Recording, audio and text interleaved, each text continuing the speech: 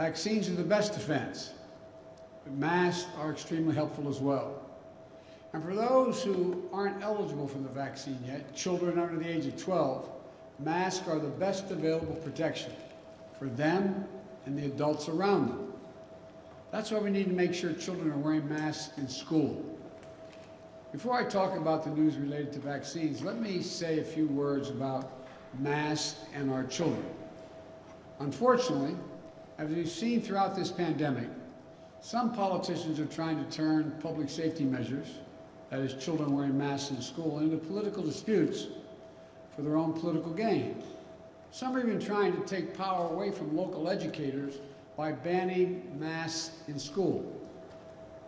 They're setting a dangerous tone.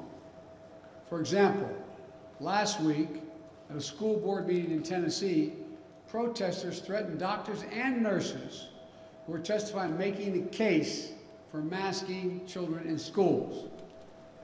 The intimidation and the threats we're seeing across the country are wrong. They're unacceptable. I've said before, this isn't about politics. It's about keeping our children safe. It's about taking on the virus together, united. I've made it clear that I'll stand with those who are trying to do the right thing. Last week, I called school superintendents in Florida and Arizona to thank them for doing the right thing and requiring masks in their schools. One of them said, "We teach science, so we follow the science." The other said, they have a guiding principle, students first. I just couldn't agree more with what they both said. And that's why today I'm directing the Secretary of Education, an educator himself, to take additional steps to protect our children. This includes using all of his oversight authorities and legal action, if appropriate, against governors who are trying to block and intimidate local school officials and educators. And as I've said before, if you aren't going to fight COVID-19, at least get out of the way of everyone else who's trying. You know, we're not going to sit by as governors try to block and intimidate educators protecting our children.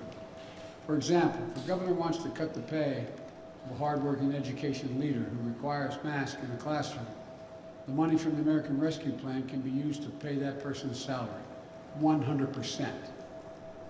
I'm going to say a lot more about children in schools next week, but as we head into the school year, remember this. The Centers for Disease Control and Prevention, the CDC, says masks are critical, especially for those who are not yet vaccinated, like our children under the age of 12. So let's put politics aside. Let's follow the educators and the scientists who know a lot more about how to teach our children and keep them safe than any politician. This administration is always going to take the side of our children.